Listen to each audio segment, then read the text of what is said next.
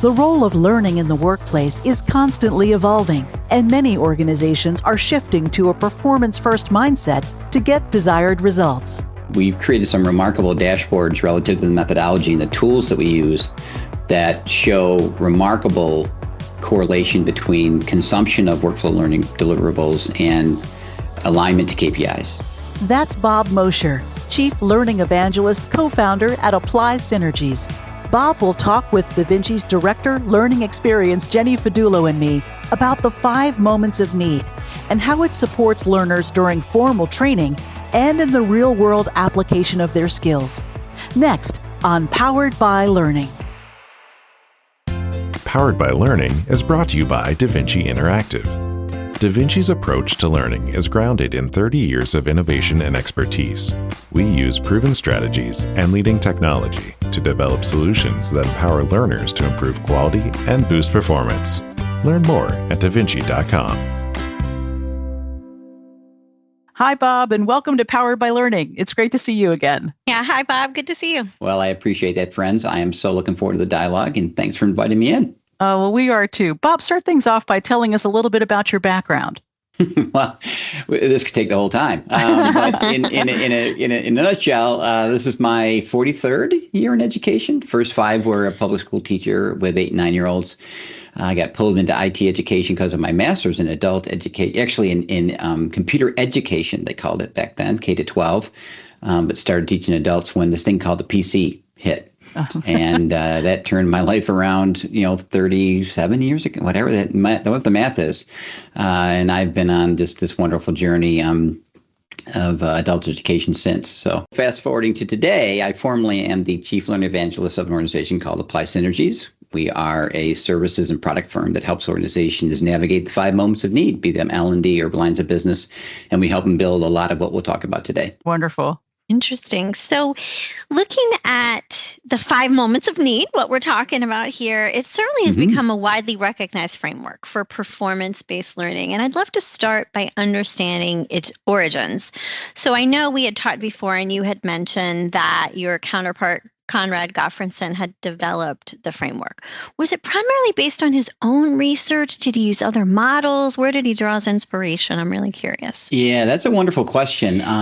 And I think it's part of adds the legitimacy, frankly, to the methodology, because Con always introduced himself as a PhD with an RWE, and that stands for real world experience, not the doctoral side. And he started out as a L&D professional at a large oil company when he got out of grad school, and immediately ran face long into the idea of developing courses under the methodology he'd been taught. And immediately the business pushed back and was like, that's terrific, but you've been doing this for what now, 3 months, and we haven't gotten anything yet. And he's like, well, I'm in the 5th step of the whatever, blah, blah, blah. And the business said, I don't care. It's, we have people to get trained, and this is taking too long. And that was literally the beginning of him realizing that maybe there's a different mousetrap at doing this. And so he's a theorist by nature. And that was the beginning of, it wasn't by any means called the 5 moments of need then, but he realized that training alone as a deliverable was not going to be enough. And I think practically it was just out of an issue of timeliness. And so he started on the journey to something more pragmatic, more workflow based, dug into the research like experiential learning, scaffolding, other kinds of things, took a hard look at ADDIE, that of course we all know and love. And, Right. And that's what eventually evolved when I met him 20 years ago, when I was a senior director of learning at Microsoft, to this whole idea of the framework of the 5 moments. Interesting.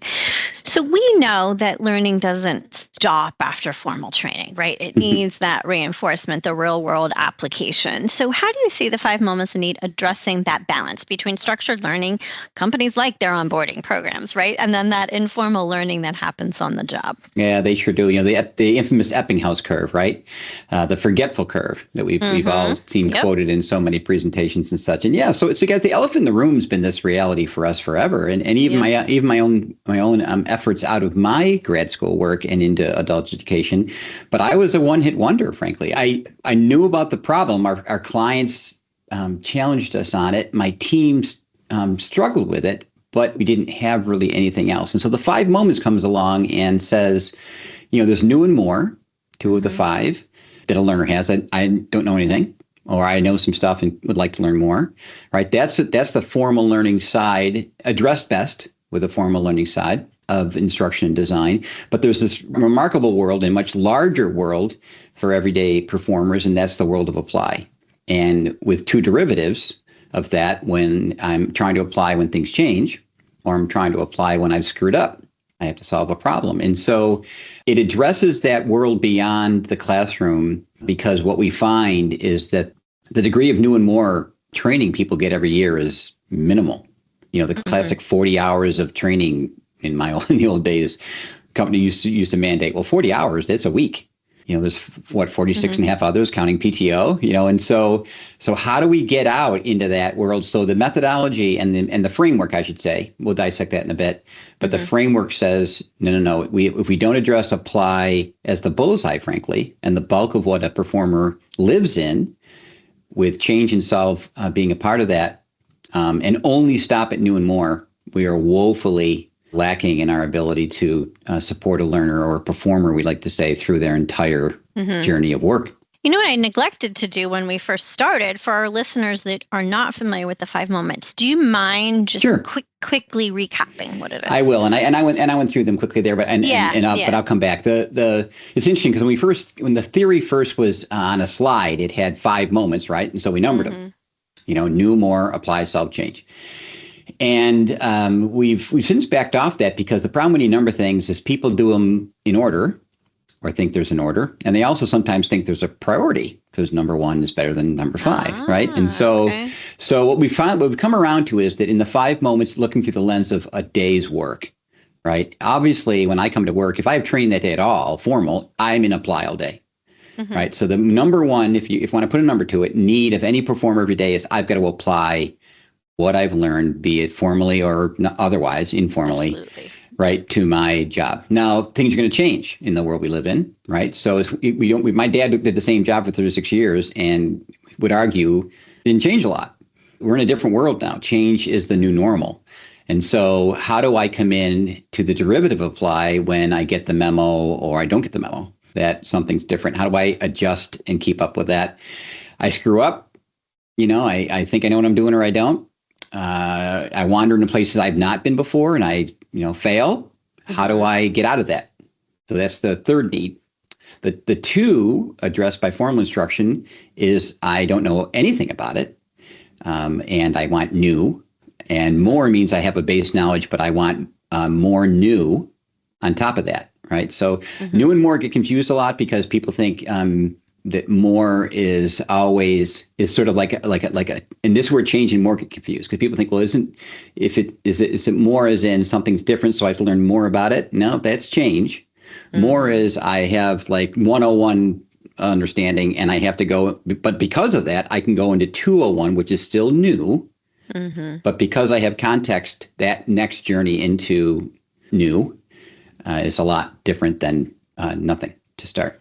So where does gaps come in, right? So it's not new because I was trained and I don't need more, but maybe I need more because I have a gap. So where do gaps? Well, in Kahn's framework, it would depend on the context of that gap, right? If it's gap because I'm going from brain surgery to podiatry, that gap is like it's medicine. It's new, but it's new, right? New, if the gap is more, it's that it's I understand the base level brain surgery, but I'm going to do a brand new methodology come out, a brand new thing, not a change of something I did, but a brand new approach, a new technology, robotics, this kind of thing. And so I still have the base knowledge of brain surgery, but I have to go to this new thing. And the gap, the skills gap, knowledge gap, skills is probably better. Performance gap, how's that?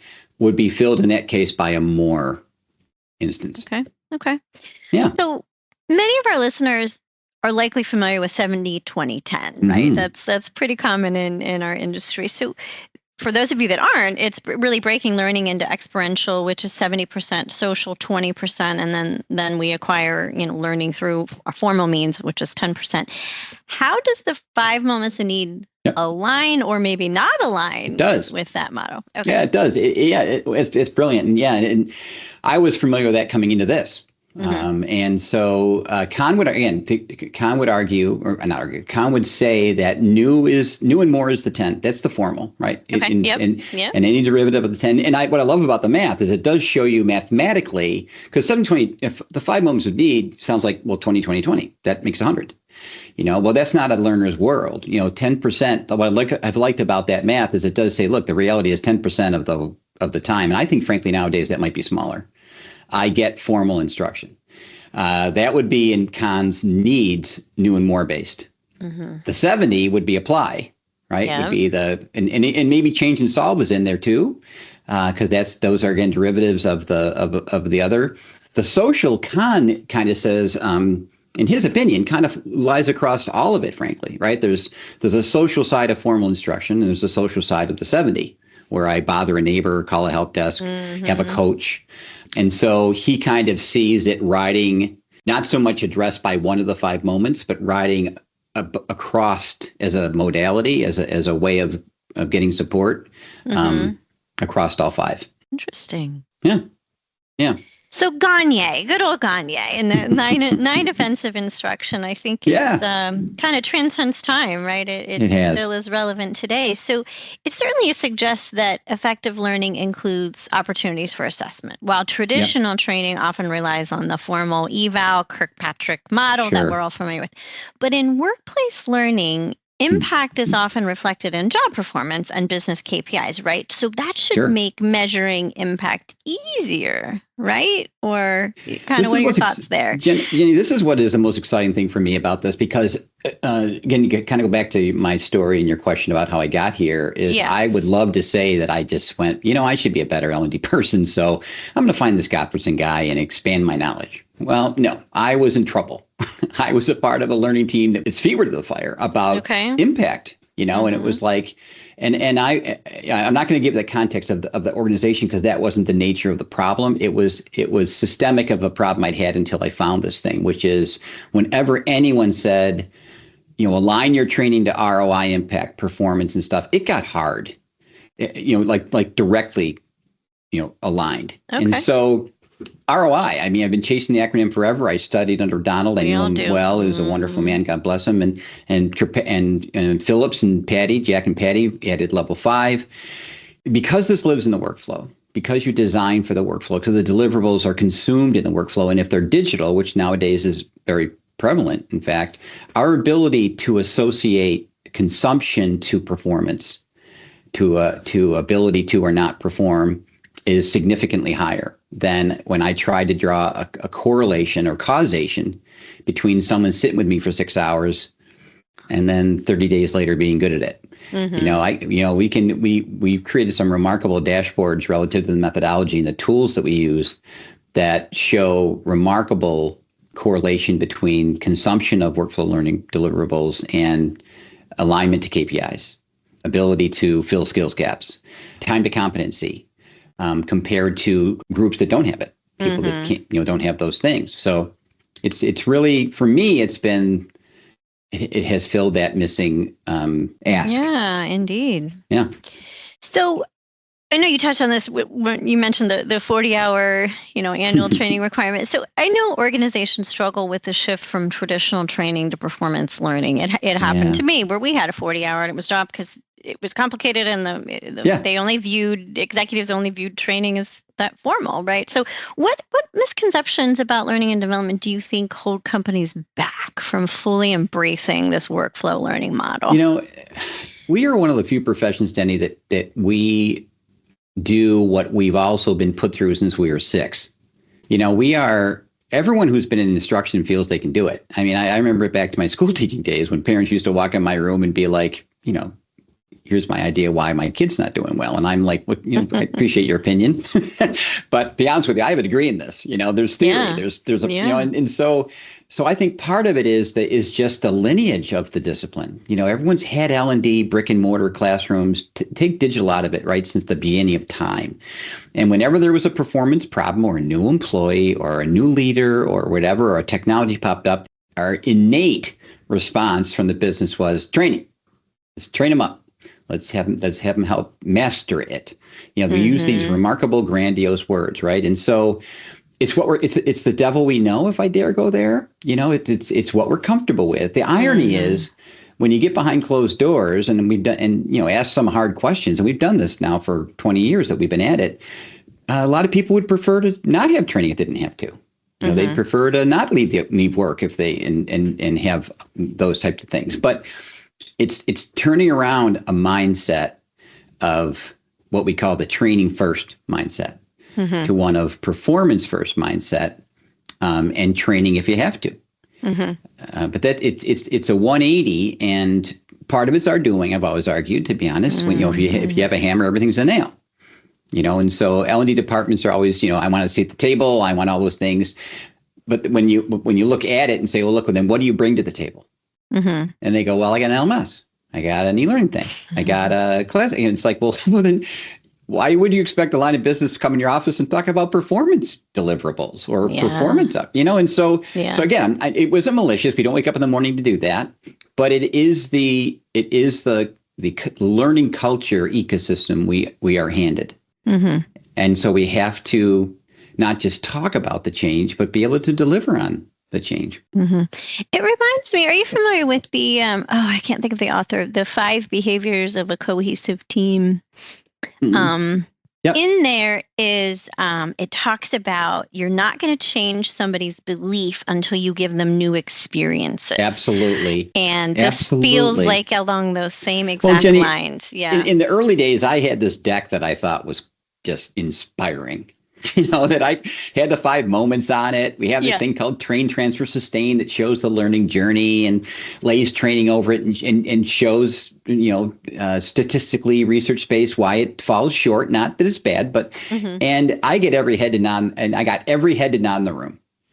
And then I said, okay, look, you're there. You're at the precipice. I've led the horse to water, right? So we're all nodding. So now let's do this.